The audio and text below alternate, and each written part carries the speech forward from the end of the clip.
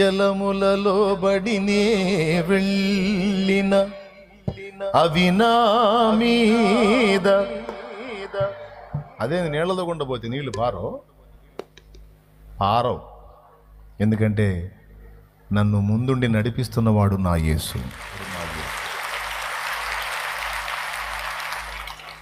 వ్యాధిని గూర్చి భయపడే వాళ్ళు కూడా ఇదే పాట పాడుకోండి. నాకు వచ్చిన జబ్బు పెద్దదంట, నాకున్న రోగం పెద్దదంట, నాకు కంపెనీ జబ్బు వచ్చిందంట, ఇంకా నేను పోవటమేనంట, నీకు రోజులు లెక్కేసుకోవటమేనంట, రోజుల మనిషేనని చెప్పాడు అని ఈ మంత్రాలు చదవకండి. ఇంక రోజులేనంట. మీ ఇంటోళ్ళకి ఆ ప్రాబ్లం ఉంటే మీరు కూడా అదే మంత్రాలు చదువుతారు కదా, రోజులు మనిషేనంట, ఇంకా లాభం లేదంట, పెద్ద జబ్బు అంట, రావటం కూడా మామూలుగా రాలేదంట, బాగా తీవ్రంగా వచ్చిందంట. ఇట్లాంటి మాటలు ఇల్లు మాట్లాడి ఆ పేషెంట్ కూడా అయ్యే మాట్లాడుకొని మొత్తం కలిసి పెందలాడేవాడిని ఒక దారి చేస్తారు. దేవుని స్తోత్రం. అది కాదు, కుటుంబీకుల విశ్వాసులైతే ఫ్యామిలీ మెంబర్లో ఒకటి పేషెంట్ అయితే వానికి చెప్పాల్సిన మాట ఏంటంటే, వైద్యుడు ఒకవేళ మనకి నిరీక్షణ లేకుండా చెప్పినా క్రీస్తు యేసునందు మనకి ఇంకనూ నిరీక్షణ గలదు. హల్లెలూయా, హల్లెలూయా. కాబట్టి అధైర్యపడొద్దని విశ్వాసులైన వాళ్ళు ఇంటి వానికి చెప్పాలి. కుటుంబ సభ్యుల్లో స్త్రీ అయినా, పురుషుడైనా, బిడ్డ అయినా, పెద్ద అయినా, రోగులై ఉంటే వాళ్ళకి వైద్యుడు నిరీక్షణ ఇవ్వలేకపోతే క్రీస్తు యేసునందు నిరీక్షణ ఉన్నది అని మీరు మాట్లాడాలి. పేషెంట్ కూడా ఏం పాడుకోవాలి? ఇదే పాట. ఏం పాట పాడండి? ఏదో పాట అన్నట్టు చూస్తున్నాను నాకెళ్ళి. పాడండి, గట్టిగా పాడండి. అప్పులైనా ఇదే పాట. అరే నేను చెప్పేది జోక్ కాదు. ఉద్యోగం రాకపోయినా ఇదే పాట, పెళ్ళి కాకపోయినా ఇదే పాట. మరి అన్ని సమస్యలు కావా? ఇవన్నీ నీళ్ళలాగా అగ్నిలాగా ముంచేయడానికి, కాల్చేయడానికి లేవా? ఏంది? అవునరే. కొంతమంది పెళ్ళి అవ్వటం లేట్ అయిందని ఎందుకు చచ్చిపోతే పోయిద్ది, ఎందుకు రా సావాలనుకుంటున్నా. ఏంది సార్ 40 వస్తున్నాయి దగ్గర పెళ్ళి కావట్లే, ఇంకెందుకు ఈ జీవితానికి అర్థం? అయ్యోయ్యో, జీవితానికి అర్థమే లేదా? అంటే టోటల్గా పెళ్లి కోసమే పుట్టామన్నమాట. మరి అట్టయితే పెళ్ళే లేకుండా పూర్తిగా జీవితకాలం అంతా దేవునికి సేవ చేసి లక్షల మంది జీవితాలని బాగు చేసినోడి సంగతి ఏందిరా? ఆయన వేరులే, ఆయన వేరను, ఈయన కాండం.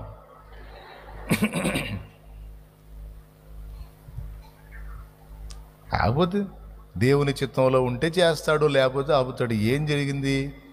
నేను వెళ్ళే మార్గం నా యేసుకే తెలుసు, నేను ఎటు పోవాలో ఆయనకి తెలుసు. ఎందుకంటే రథసారథి ఆయన.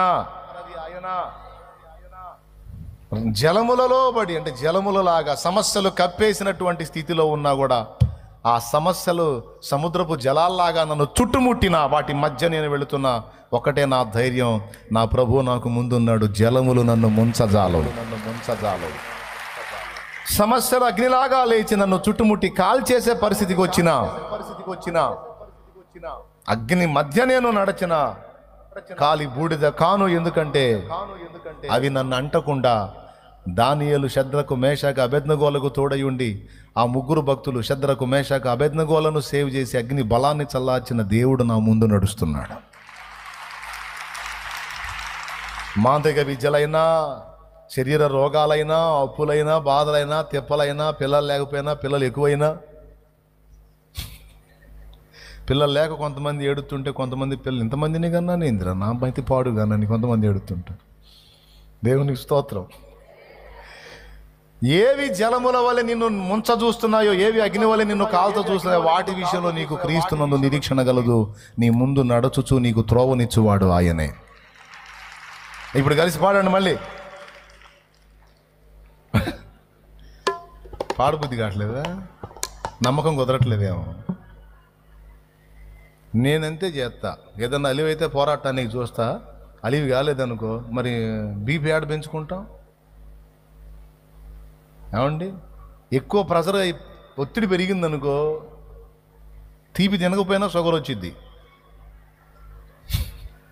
ప్రెషర్ ఎక్కువైందనుకో బాగా పరిగెత్తితే బ్లడ్ ప్రెషర్ పెరిగిద్ది. మనం ఏం పరిగెత్తకుండా పండుకొని ఉన్నా సరే బీపీ 270కి పోయిద్ది. లోపల ఒత్తిడి పెరిగితే చాలు మెదడులో నరాలు కూడా పగిలే అవకాశం ఉంది. అవి డ్యామేజ్ అయితేనే కాలు చేయి డ్యామేజ్ అయ్యేది. పెరాలసిస్, స్ట్రోక్ అంటే ఏందనుకున్నా మరి అదే. బాగా విపరీతంగా ఆలోచించి చించి చించి చించి ఒత్తిడి పెరిగి పట్మంటది. ఏంటిది? బ్రెయిన్లో పలుచని కండరాలు అవుట్. ఉన్న సమస్యలకి ఒత్తిడికి గురయ్యి బీపీ పెంచుకొని అవి బగలు కొట్టుకుంటే ఏంటి? బీపీ పెంచుకొని అవి బగలు కొట్టే తలలో ఉన్నాయి బగలు కొట్టుకుంటే కొత్త సమస్య స్టార్ట్ అయ్యిద్ది. ఎందుకంటే 2 డ్యామేజ్ అవుతాయి కదా, కాలు చెయ్యి. అప్పుడు ఇంకో కొత్త టార్చర్ స్టార్ట్ అయ్యిద్ది.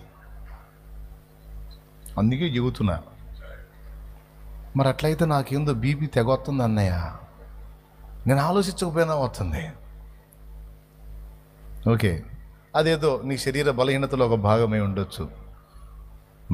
నీకు మానసిక ఒత్తిడి లేకపోతే ఒకవేళ బీపీ నీకు హై చూపించినా భయపడాల్సిన అవసరం లేదు. చిన్న చిన్న ఆహార నియమాలు పాటించి కొంచెం శరీర వ్యాయామం, కొంచెం జాగ్రత్తలు తీసుకుంటే అది కంట్రోల్ అయిపోయింది. అర్థమైందా? కొంతమందికి టెస్ట్ చేసినప్పుడు హైలో కనపడుతుంటుంది. ఇప్పుడు నేను బీపీ గురించి చెప్పా కదా, మళ్ళీ ఇప్పుడు ఆలోచించి నిజంగానే నరాలు బగల కొట్టుకుంటారు. అందుకని చెబుతున్నాను నేను. ఏం చేద్దాం, ఏ మాట మాట్లాడినా జాగ్రత్తగా మాట్లాడాలా. అన్నా బీపీ పెరిగితే నరాలు పగులుతాయి ఆ మెదడులో, అందుకే పక్షమాత వచ్చి వామ్మ నాకేందో గోడలు ఆగుతుందని ఇప్పుడే మొదలు పెడతారు. నాకేందో 4 రోజుల నుంచి కాలు కూడా జాలు వస్తుంది, కొంప తీసి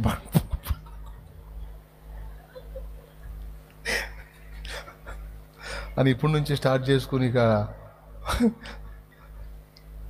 నేనేంటంటే సడన్గా ఒత్తిడికి గురయ్యే విధంగా ఆలోచిస్తా చూడండి. ప్రశాంతంగా ఉండి ఒక్కసారిగా ఒత్తిడికి గురైపోతా, తీవ్రమైనటువంటి ఒత్తిడికి గురవుతా. అది డేంజర్. గుండె కూడా ఆగిపోయింది. అంత అవసరమా? ఏదన్నా డీల్ చేయగలిగితే చూడాలి, లేకపోతే అక్కడే కూర్చొని సింగిల్గా కూర్చొని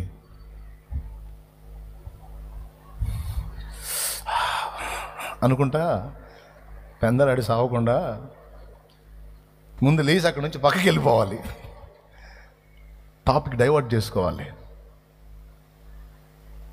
తప్పిమని పక్కకు వచ్చి ఎటొకటి పోయి ఒక పాట ఎత్తుకోవాలి, ఇదే పాట ఎత్తుకోవాలి. జలములలో ఇప్పుడన్నా పాడండి. అరే లైవ్ ఉందా ఊడిందా? ఉన్నారా?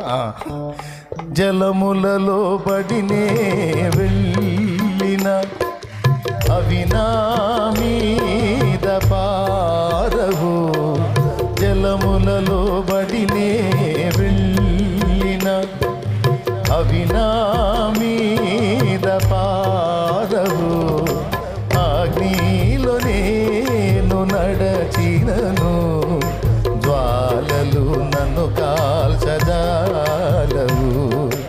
అగ్నిలో నేను నడచినను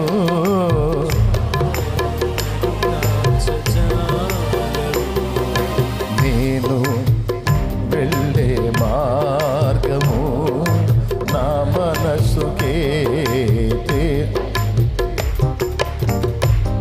హలో, నేను మార్చి పాడా, పట్టించుకోవట్లే మీరు. నా మనసుకే తెలియదని పాడా. నీ మనసుకు తెలిస్తే తేడా పడతావు. నా యేసుకే సమస్యలు ఉన్నాయిగా, స్పిరిచువల్ లైఫ్లో ఉన్నాయి, శారీరకంగా కూడా కొన్ని ప్రాబ్లమ్స్ ఫేస్ చేస్తున్నారు, నలుగుతున్నారు. అవన్నీ పూర్తిగా పరిష్కారం అయినాక సంతోషించాలనుకుంటున్నావా? లేదు, నా దేవుడి జోక్యం నా లైఫ్లో ఉంది కాబట్టి ఖచ్చితంగా అన్నిటినో కొలిక్కి తెస్తాడని ఇప్పటి నుంచే సంతోషంగా ఉంటాం మొదలు పెడతావా? నువ్వేం డిసైడ్ చేసుకున్నావు? ఒక మొక్క చెప్పు నాకు. ఎటుగూడి విడుదల ఖాయం, ఎటుగూడి విమోచన ఖాయం, ఎటుగూడి దేవుడు నేను ఒక కొలిక్కి తెచ్చేది ఖాయం. అందులో డౌట్ ఏం లేదు. అది నిన్ను కానీ నీ కుటుంబాన్ని కానీ, నువ్వు పడుతున్న ప్రయాస, అది పరిచర్య కానీ, అది సేవ కానీ, లేకపోతే నువ్వు నలుగుతున్న సమస్యలు కానీ, నువ్వు దేవుని విశ్వసించావు, ఆయన సర్వశక్తుడు.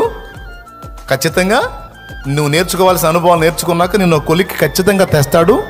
డౌట్ లేదు.